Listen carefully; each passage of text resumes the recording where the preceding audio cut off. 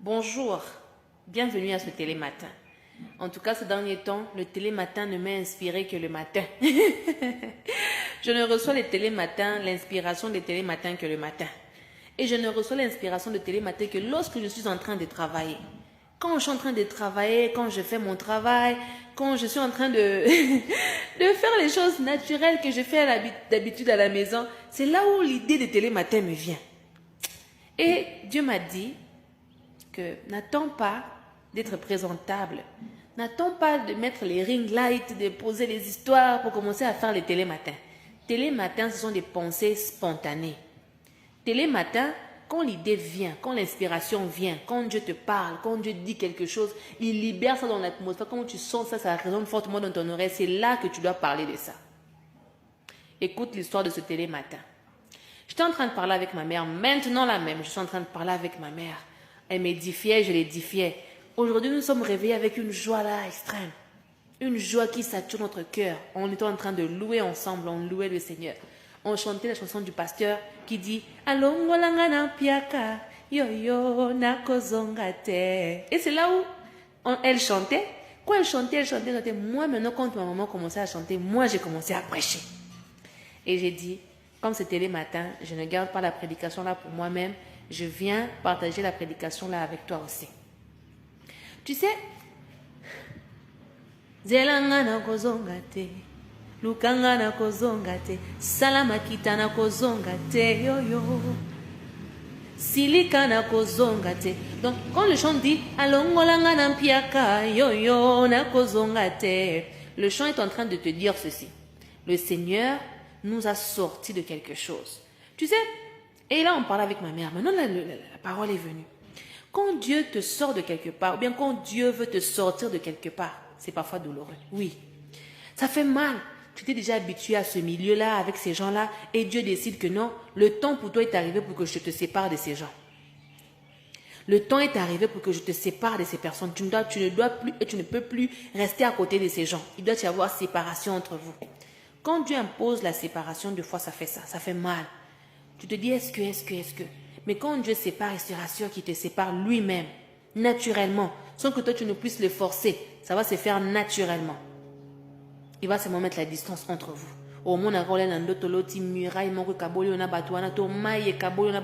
Comme avec les enfants d'Israël, égyptien. Pour que faut d'abord séparer un abattu. Moi je me rappelle, je parlais à ma mère, je disais à ma mère maintenant là que moi je m'accrochais quelque part. Je disais non, ça c'est le diable. Mon mentor me disait que tu dois apprendre à te séparer. Tu es au milieu de deux esprits. Il y a l'esprit de Dieu et il y a l'esprit du diable. Quand tu es avec les mauvaises personnes, l'esprit là qui est avec eux va vouloir dominer sur toi. Quand tu es avec l'esprit de Dieu, l'endroit là où tu dois être saint et pur. Alors tous ceux qui sont néfastes là, ils doivent s'écarter. Parce que moi je voulais retenir les gens. Même mon amitié, même si on ne va pas se marier, mais on reste quand même amis. Même si on ne va pas nini, qu'on reste quand même bien. Même si on ne sera pas nini, qu'on reste... Non! Quand Dieu veut séparer, il impose la séparation. Parfois, moi, je ne veux pas comprendre. Mais Dieu, parce qu'il sait que non, toi, tu es animé du Saint-Esprit. L'esprit qui te conduit ne doit pas s'asseoir avec les autres esprits là. Alors, il doit écarter les gens dans nos vies. Il y a des saisons, c'est moi-même qui vous avais dit que non, il ne faut pas vouloir t'écarter des gens. Oui. Quand ce n'est pas le temps de Dieu, tu dois rester là pour apprendre les leçons nécessaires, pour comprendre leur nature, pour savoir qui ils ont été réellement dans ta vie. Quelqu'un peut te dire je t'aime à la bouche. Il peut même te montrer avec des actions. Mais au fond de son cœur, son intention pour toi n'est pas bonne. Oui, ça existe. Ce n'est pas tout le monde qui a des bonnes intentions pour nous. Et quand Dieu impose la séparation, quand Dieu décide que non, là maintenant c'est bon. Quand lui-même il le fait, c'est mieux. Moi, j'aime quand Dieu nous sépare des gens. Toi, tu veux forcer là, à garder contact. On garde même contact. Non. Il y a des endroits, il y a des moments, il y a des saisons où on ne peut plus garder contact. Oui, je l'affirme aussi. Et là, tu pars en paix, je reste en paix. Ah oui, je ne regrette plus. Si même un petit regret, parce que le diable est malin, il va vouloir te mettre des regrets. Quand même un petit regret voudra venir traverser ma pensée, automatiquement, je me rappelle de la chose qui m'avait poussé à me séparer, m'avait poussé à renoncer. Alors je reviens à mon histoire. On chantait avec ma maman, maintenant là je l'ai prêché Et quand elle me prêchait, on s'exhortait. Parce qu'elle me prêche et je la prêche aussi. On aime bien faire ça chaque matin. Alors, quand on s'exhortait, automatiquement l'idée est venue de ma tête. L'idée est venue, vous voyez les femmes là, avec les lampes, dans la Bible. Elles attendaient l'époux. Ces femmes attendaient leur époux, oui. Elles attendaient l'homme de leur vie, oui. Elles avaient des lampes allumées, oui. Elles avaient du pétrole, elles toutes, oui. C'est là où Dieu a attiré mon attention. Dieu m'a dit ceci. On condamne souvent ces femmes-là. Bakota kite, bakendaki na mobilité parce que bakendaki bazanga ki pétrole. Et c'est là qui mbang yangana bakendaki koluka pétrole. Donc bazon mobile déjà yaki accueilli déjà. Dieu m'a interpellé. Il m'a dit beaucoup de gens prêchent ça, c'est mon aloyengi quand et comment dans la Bible bon bakenda il ne digue pas en profondeur. Mais moi Régine, parce que j'ai expérimenté cette réalité-là, j'ai vécu ça dans ma vie. C'est pourquoi je peux bien expliquer l'histoire là de ces 10 femmes là. Vous voyez les 10 femmes, c'est nous tous ici. Oui, tu viens dans le Seigneur, tu es zélé. Les pétroles là, la lampe là, la lumière là, c'est les ailes, la foi, la crainte, l'obéissance, la détermination, la persévérance. Tu as les promesses de Dieu. Il t'a dit, attends-moi ici, je viendrai te prendre. Tu vas te marier, tu vas rentrer dans ta saison de gloire, tu vas expérimenter ça, tu vas te marier avec cet homme, tu vas te marier avec cette femme. Il t'a donné la promesse, attends-moi. Et quand tu attends, tu as aussi fait des recherches, comment on attend Dieu, on attend l'époux préparé. Préparé comment? Je fais ma valise, j'arrange des histoires, je prends soin de mon corps, je fais des soins corporels parce que je ne dois pas aller chez mon mari. Non, il faut faire des soins, comme avec Esther. Parce que quoi, il devait se préparer. Et quand la préparation là est là, par rapport à ces 10 femmes là,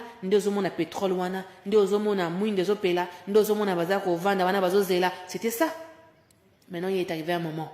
Parce que le diable est mauvais. Le diable a voulu distraire certains. Pour voir la gloire n'a pas voté. Ceux qui ne sont pas rentrés dans la gloire, ceux qui ne sont pas allés avec l'époux, ce sont ceux qui sont allés recharger, non? Dans le sens où tu viens, tu commences à vivre avec le Seigneur, tu commences à avoir des expériences. Dieu te fait passer par les brisements, le désert, les réalités là où tu comprends qui t'aime, qui ne t'aime pas, qui est une bonne personne pour toi, qui n'est pas loyal, qui est loyal, qui est intègre, qui t'aime pour ce que tu es, non pas pour ton argent. Moi, les gens m'ont aimé pour mon argent. Les gens m'ont aimé pour les services que je fais, je leur rendais. Ils ne m'ont pas aimé parce qu'ils m'aimaient moi en tant qu'humaine. Non. Ils sont peu comme ça. J'ai découvert ça dans mes moments de souffrance, que c'est seulement un tel qui m'a aimé dans ma vie. Ça m'avait fait mal. Mais ça arrive. Dieu permet que ça arrive. Eh oui, parfois Dieu permet tout ça. La séparation pour que tu la douleur, les souffrances, la pauvreté, pour que tu comprennes qui t'aime, qui bouffait ton argent par intérêt, qui bouffait ton argent parce qu'il t'aime vraiment, vous vous aimez juste. Et qui est prêt à se sacrifier pour toi, comme tu te sacrifiais pour lui hier. C'est important. C'est trop important. Et les femmes qui sont parties là, elles sont parties parce que les diables les avaient séduits. Les diables avaient mené des distractions. Moutalinga Kaote, un homme qui te trompait, il n'était même pas un homme fidèle, il ne te satisfaisait même pas, il ne comblait même pas les rôles, il ne jouait même pas les rôles d'un homme dans ta vie. Tout à coup, il a commis gentil. Tout à coup, il a commis généreux. Mais générosité, on peut y aller à pratiquer sous une semaine, après on sous généreux. Ça montre que c'est des distractions. Il veut me ramener dans Nzela Naye, mais Nzela Naye peut être stable. Il ne va pas changer maintenant. Il ne va pas changer. À quoi changer n'a été. Les diables nous embrouillent pour qu'on puisse. Il nous fait perdre le temps. Il te fait perdre. Quand tu pars là, moi si j'étais les filles là, j'allais rester comme ça, je reste là. Tu restes là, sans mouinda, sans pétrole, mais au vandi wanozo zelakaka époux. Diminuer la mouinda, on a lampadaire, on a diminué. Dans le sens que tu attends ton mari. Tu dois rester dans la maison là, sans manger, misérablement, avec des boutons, comme vous me voyez là. Je reste, j'attends la promesse de Dieu. Je reste là, j'attends. Oh non, pars même ici là, non. Fais mon travail, je ne ferai pas ça, c'est pas ma mission. Moi, je connais ma mission, je connais mon rôle sur la terre. Alors, je vais rester là, bien pour attendre. Attends, n'a pas signé là. Les femmes là devaient rester là pour attendre. On m'a dit que les cossons, ma pétrole, me sous. Au lieu que je gère, on a 1000 rentes. Gérer 1000 rentes, malem. Couler dans le ngete. Ça, la économie. Lié avec sagesse. Ne sors pas n'importe comment. Ne gaspille pas ton énergie n'importe comment. Ne combat pas avec n'importe qui. Console n'importe qui. Oh non, je parle même avec l'autre garçon là. Ne fais pas ça. Parce que quoi? Tu vas perdre. Je suis le genre de personne qui aime te faire développer. Pour que tu ne dises pas que non, la sœur Régine m'a prêché, mais je ne suis pas rentrée dans la profondeur de l'affaire. Qu'est-ce que je suis en train de te dire? Tu as un mari qui doit venir t'épouser. Il est au Canada. Il cherche l'argent. On t'a demandé de l'attendre. Tu commences à rencontrer des problèmes dans ta vie. Il y a Rolia et comme il passe, tu as du mal à manger. Même la lotion, tu n'as pas. Atasuki, Ozoko Salate, tu n'as plus personne avec qui parler. Tu n'as pas des amis déjà de nature. Quand tu assommes toutes ces réalités, ça va te pousser à vouloir aller chercher le travail, à changer même de ville, aller même rester dans ta famille, à déménager, à chercher d'autres endroits, à reprendre même les anciennes connaissances que tu parlais avec. Tout ça parce que tu cherches seulement une solution.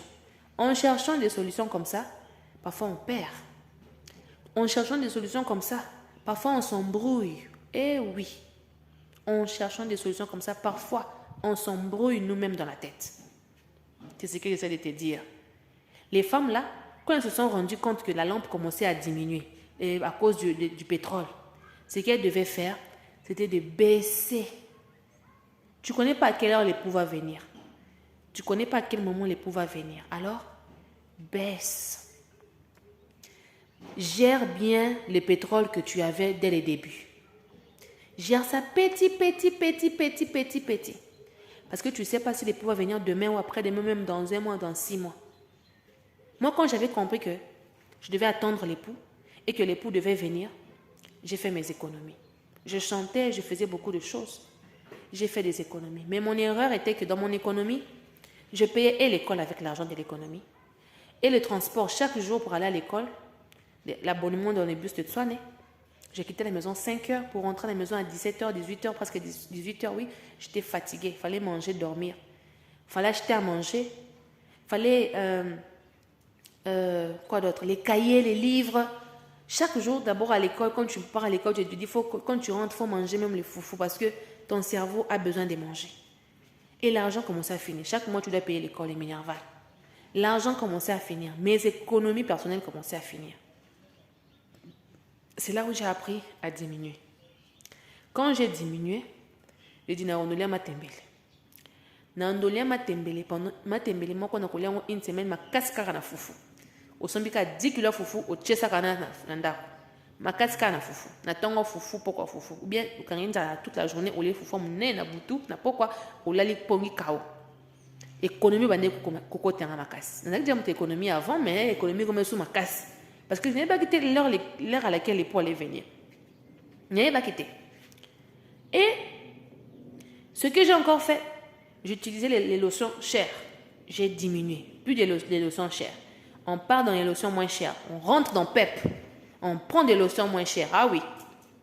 C'est ça qui m'a même donné des infections, des allergies, comme vous pouvez remarquer, des allergies et tout. C'était à cause du changement là.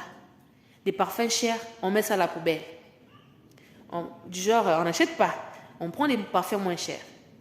On achète un petit savon moins cher. Tu fais des calculs. Donc, oh, vivre un calcul. Je prenais les bus avant. Je prenais les taxis avant. Maintenant, je vais me faire les pieds. On va marcher à pied. Ça te fait des sports aussi en même temps. Oui.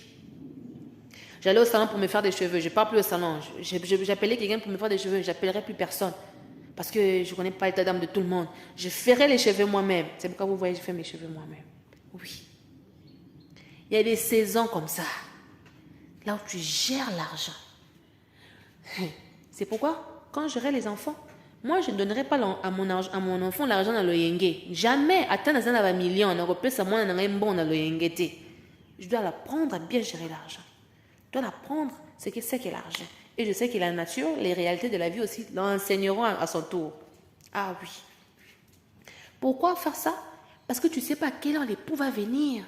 Tu dois gérer ta lampe, la flamme. Tu dois conserver la flamme de ton feu.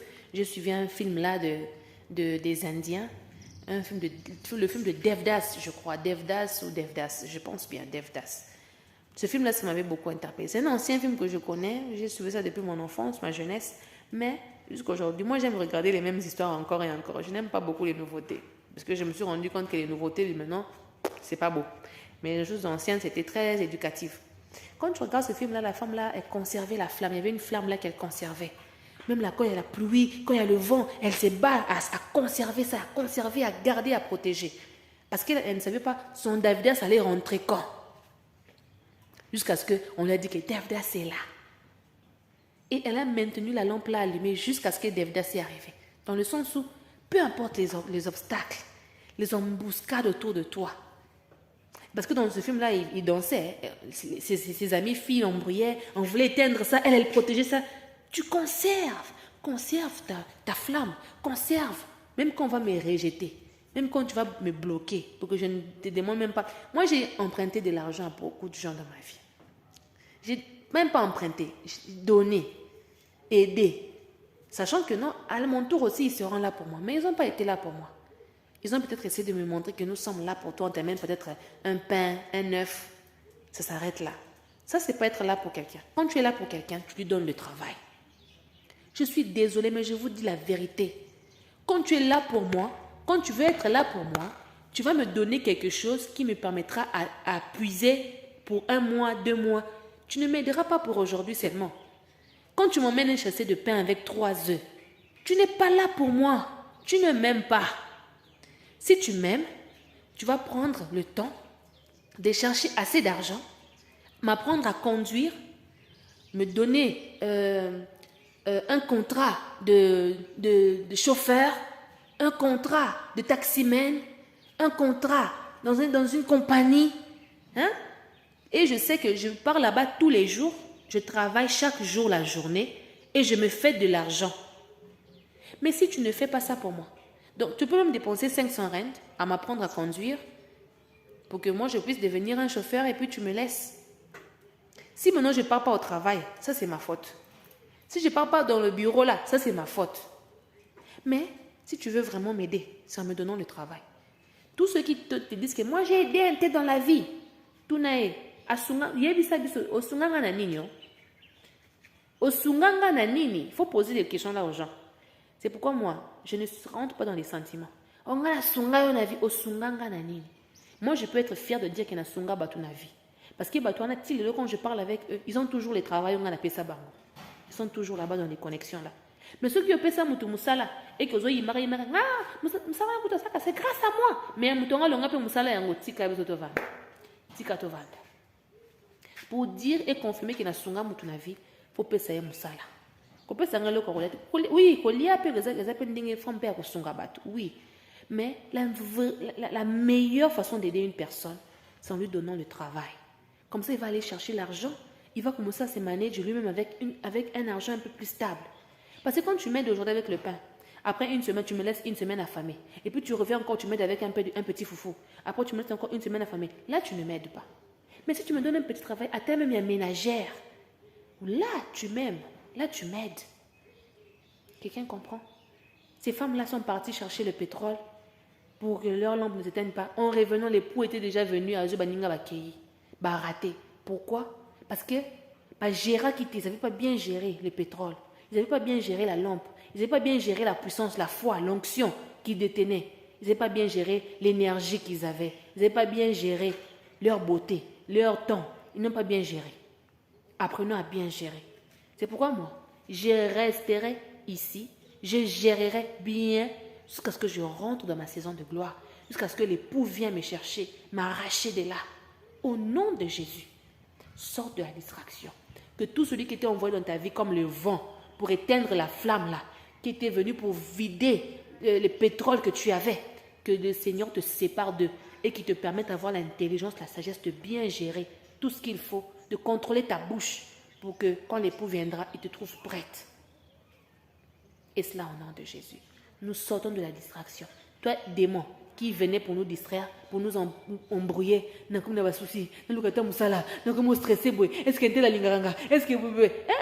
le temps pour ça. On va être concentré, les yeux fixés sur Jésus, sur l'époux, parce qu'il nous sortira d'ici tôt ou tard. Moi, j'y crois. Est-ce que tu y crois aussi? Ah, Jésus. Jésus est bon. Et c'est même dans ces genres de moments où nous réalisons que les chansons actuelles ne font plus d'effet. Les chansons actuelles ne nous transportent même plus dans la présence de Dieu. C'est tout à fait normal parce que beaucoup de jeunes ne cherchent pas la face de Dieu, ils ne cherchent pas l'onction. Ils ne cherchent pas à passer des épreuves là où ils vont apprendre beaucoup de choses avant de ressortir une chanson qui parle vraiment au cœur. Ça me rappelle la chanson du pasteur qui dit Na makambwele kinga maele na bele la kayo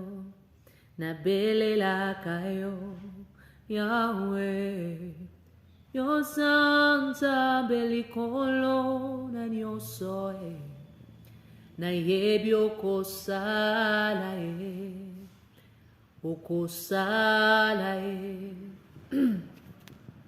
na makambwele kinga mayele na bele la kayo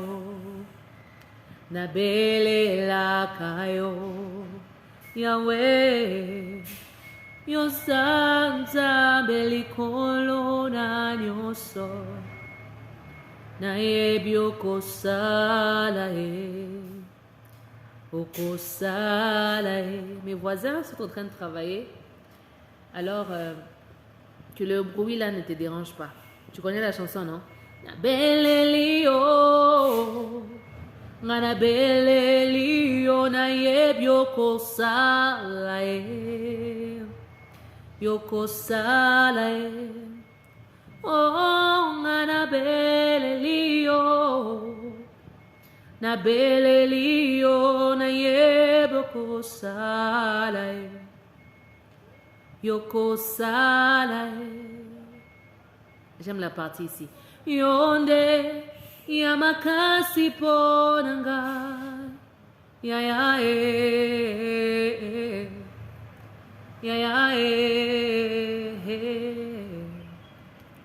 Oh gai nazamwana na nzambe ya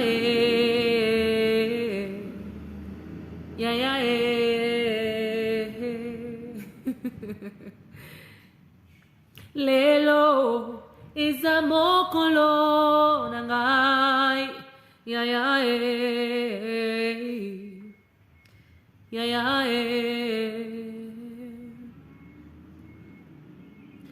Gai nakusuka boyete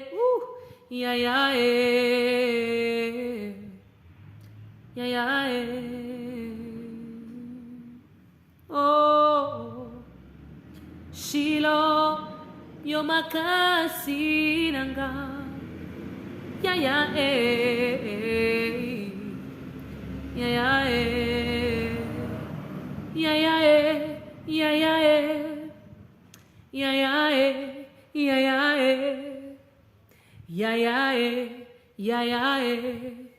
Oh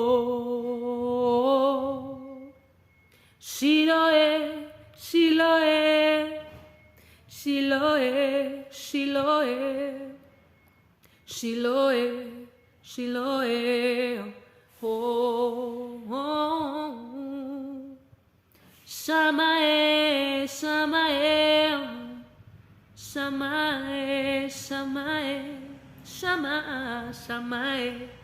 Shamae Oh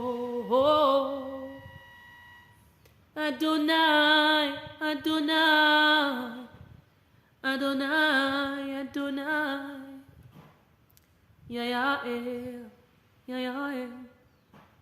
Oh Chaque chant nous parle. Chaque chant a un message. Chaque chant a une réponse. C'est à toi de connaître la saison dans laquelle tu te trouves. Pendant que je suis en train de chanter, je vois 2 papillons en amourette là en train de passer. Ah oui. Dieu est bon, car sa bonté dure à toujours. Il est le Dieu des cieux, le roi de rois. Il fait toutes choses bonnes en son temps. Tant que tu n'as pas compris, tu passes à l'étape suivante. Jusqu'à ce que tu comprennes. Et quand tu comprends, tu es heureux. Tu te réveilles avec un sentiment de satisfaction. Un sentiment que tu as accompli quelque chose. Ce n'est pas des hasards. Ce n'est pas des hasards. Que Dieu te bénisse. En tout cas, gère bien ton énergie, ta force, ta puissance, ton temps. Évite les conflits avec les gens. Sois en paix avec les humains. Apprends tous les jours. Observe beaucoup, parle moins. Surtout moi là, moi je parlais beaucoup. D'ailleurs, je parle toujours beaucoup. Mais je le canalise dans le bon sens pour ne pas perdre. Eh oui, traitons bien les gens, même nos ennemis, même quand tu vois dans ton rêve.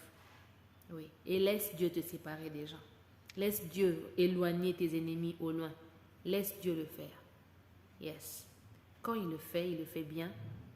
Et quand il te sépare, il te fait oublier ta douleur. Il ne faut pas avoir honte de dire que j'ai dormi affamé, j'ai mangé le pain et les manteca seulement, j'ai souffert comme ça. Il ne faut pas avoir honte de tout ça. Il faut assumer.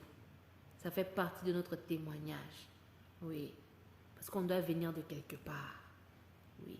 C'est pourquoi nous autres ici, là, quand on atteindra notre saison de richesse, nos saisons de joie, il ne faut pas dire, oh non, elle a changé de comportement, elle n'aime plus rester avec les gens. Non, non. Même quand j'étais pauvre, je n'étais pas avec toi. Je ne m'asseyais pas avec toi. Je ne parlais pas avec toi. Je ne t'appelais jamais. Faut pas... Parfois, on traite les gens bizarrement pour rien. Le désert nous apprend à faire les tris. On fait les tris dès le désert. Oui. C'est pourquoi quand on arrive dans la gloire, on sait que Yozala qui te ponanga. Ozalaka wana te pembe nanga. Ozalaka parmi personnage positif te ponanga. Alors, tu ne feras pas partie de ma liste. Je ne suis pas ton ennemi, tu n'es pas mon ennemi. Peut-être que tu étais aussi ignorant. Peut-être que tu me combattais. Ça dépend. Mais à chaque saison, on rencontre de nouvelles personnes. On passe dans d'autres étapes. On réalise beaucoup de choses. Et voilà même que je vois 11h11. Ah ça Moi, je ne crois pas vraiment à ces histoires-là. Mais tout ce que je peux dire, c'est que je sens qu'il y a un nouveau départ qui s'annonce pour quelqu'un. Ah oui. Je viens de voir l'eau de Tchangou. Moi, j'avais vu ça déjà en rêve. J'avais parlé de ça à mon mentor et à ma mère. À mon père spirituel aussi. J'avais vu l'eau. J'étais dans l'eau. Je négociais avec quelqu'un pour quelque chose. Je ne sais pas c'était quoi, mais je voyais les gens en train de passer. Dieu me donnait la charge de prier, au fait. Et quand j'ai prié en vague. J'ai dit à Dieu, je vais prier en langue, tu sais les mots qu'il faut. Tu sais, c'est vrai que je regarde l'affaire de Tchangou, ça me fait mal. Oui, le Congo a connu un moment d'inondation et tout. Je regarde ça et ça me fait mal, oui.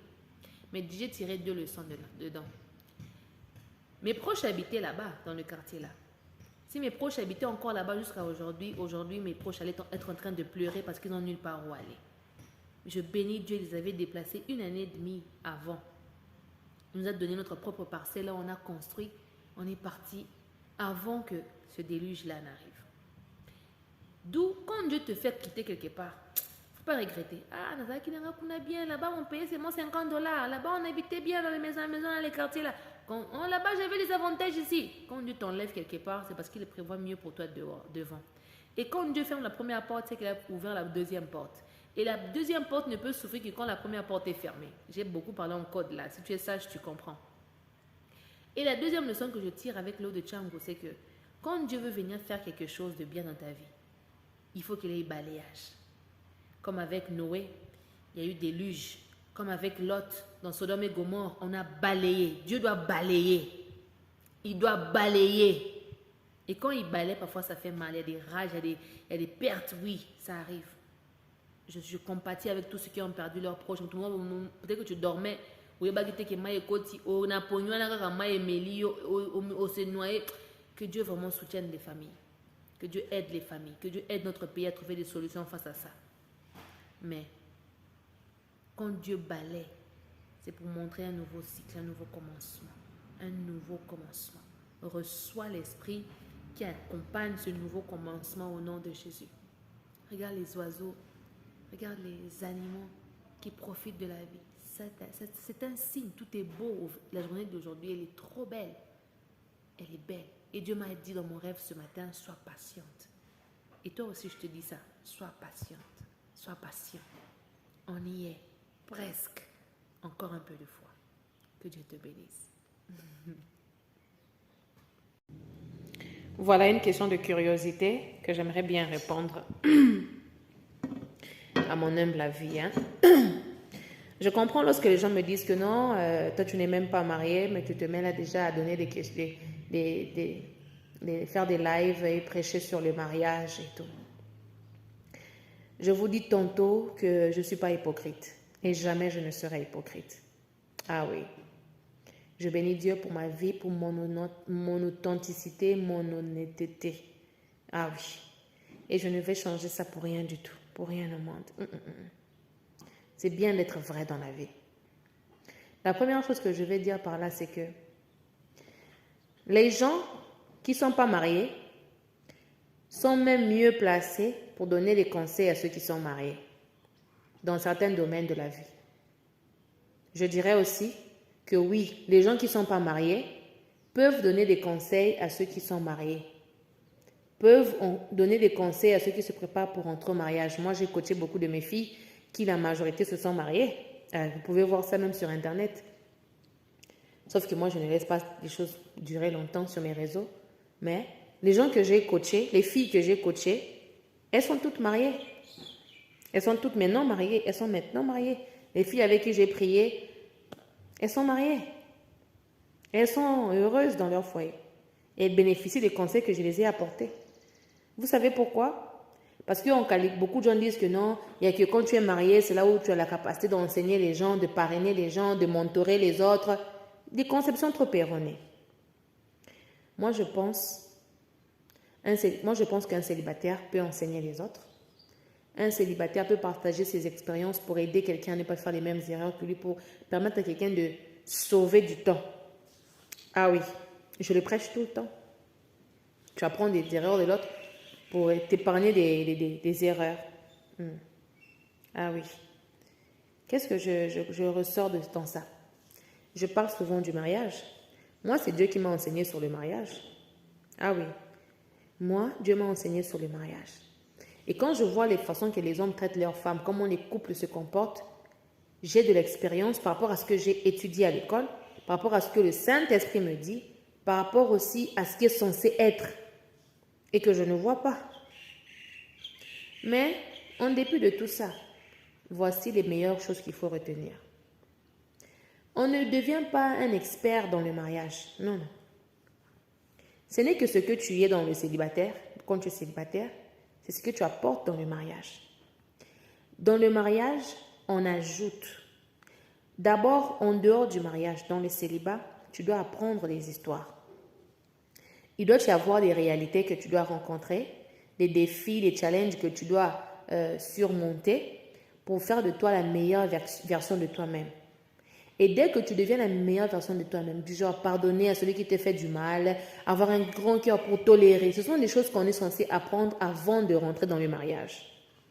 Et ce genre de choses-là, on les retrouve aussi dans le mariage, dans les couples, parce que quand deux personnes se mettent ensemble, il y a toujours des problèmes. Et c'est même là où les gens commencent à se compléter mutuellement, C'est comme ça. Vous pensez que le mariage, c'est quoi? Le mariage, c'est comme si tu habitais avec ta propre soeur, ton propre frère, ton propre père, ta propre mère. C'est la même chose. Nous, on qualifie, sauf que dans le mariage, il y a maintenant la romance. Il y a les touchés, il y a l'affection, il y a le corporel qui s'y ajoute. Mais en soi, la logique, là, elle reste la même. Si tu n'arrives déjà pas à bien habiter avec tes frères, tes soeurs, les tolérer, avoir un grand cœur pour supporter le bruit de tes frères, de ta mère, de la saleté des autres, à tolérer, avoir une maison ordonnée, quand tu n'arrives pas déjà à préparer pour ta famille, tes frères, tes soeurs, laver les assiettes, laver les habits, quand tu te plains tout le temps pour les choses comme les lessives, les WC, ce sont des choses qu'on doit faire naturellement en tant que femme. Toi, tu te plains déjà pour ça. Dans les mariages, tu vas commencer à voir les problèmes de ton mari. Non, Alamba qui t'est, à checker mon bébé. Pourquoi? Parce que dans le célibat, tu as échoué déjà. L'expérience ne vient pas forcément dans le mariage. C'est l'ensemble de l'avant-mariage et le durant-mariage qui donne, qui forme, qui constitue l'expérience. Avant de se marier, on passe par les fiançailles. Pourquoi vous êtes des hypocrites comme ça? Pourquoi vous êtes des hypocrites dans vos vies? Vous allez rester hypocrite jusqu'à où? Moi, je suis une personne vraie. Et Dieu m'a dit, reste comme ça, je t'aime comme ça. Et ceux qui peuvent t'aimer, ceux qui peuvent t'accepter comme tu es, ce sont les personnes qui comprennent aussi la vision. Dans les fiançailles, j'ai la capacité d'étudier mon partenaire, ma partenaire. J'ai la capacité de voir ses qualités, ses défauts dans le fiançailles. J'ai la capacité de tirer des leçons dans les fiançailles. D'où, si je suis pasteur, moi je suis pasteur, je suis servante de Dieu, je suis prophétesse, je suis ministre de l'Éternel, je suis au service de Dieu. Si quelqu'un qui est marié vient me poser une question sur le mariage, une femme mariée qui passe des moments bizarres avec son mari, je peux conseiller cette femme-là parce que j'ai été aussi fiancée. Le temps de mes fiançailles m'a appris à connaître comment ça fonctionne. Ah ben oui. Toi, tu penses que quoi? La seule différence, c'est que vous ne dormez pas ensemble. La seule différence, c'est que vous ne couchez pas ensemble. Mais tous les restes là, vous faites ça ensemble. Les projets de l'argent pour économiser, les projets de ceci, les projets... Moi, je vous déconseille d'avoir les fiançailles là où vous cachez les masques. Tu caches tes griffes, il cache ses griffes. Ça, c'est les fiançailles là, ce sont des mauvais fiançailles. Là où toi, tu caches tes griffes, moi aussi, je cache mes griffes. Ces fiançailles là finissent toujours dans les mariages là-bas. Je suivais la prédication à l'église. J'ai vu comment le couple là, il parlait, le monsieur parlait avec sa femme.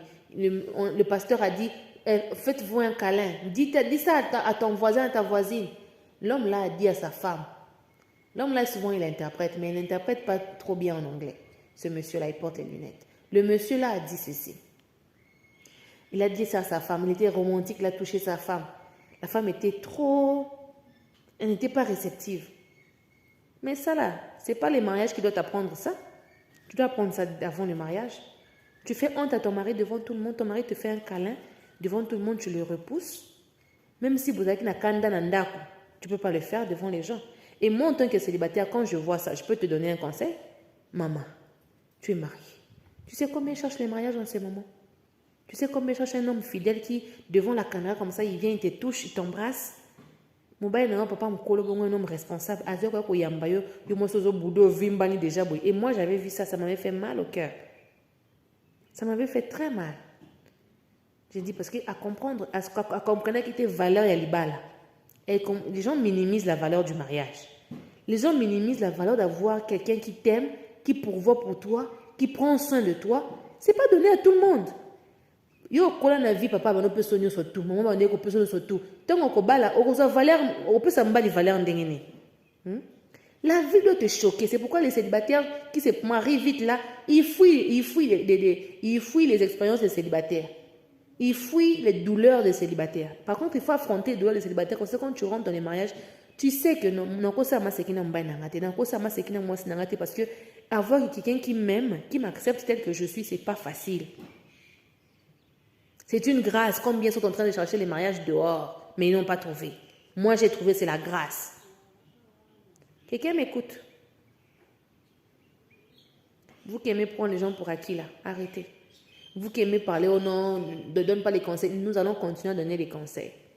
Quand on rentrera dans les mariages, on aura encore plus des expériences. Toi, tu conseilles sur l'éducation des enfants, comment toi tu n'as pas d'enfants. Je n'ai pas d'enfants, oui, mais j'ai eu beaucoup de nièces.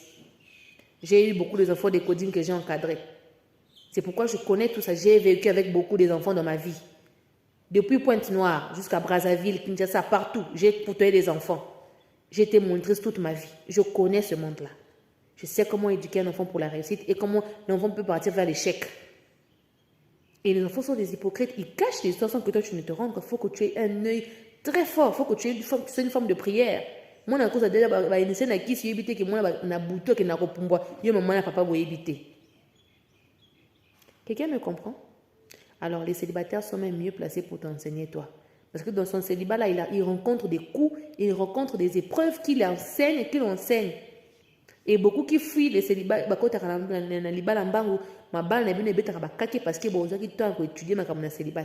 quand tu as mûri dans le célibat, tu pourras être un homme et une femme épanoui dans ton mariage.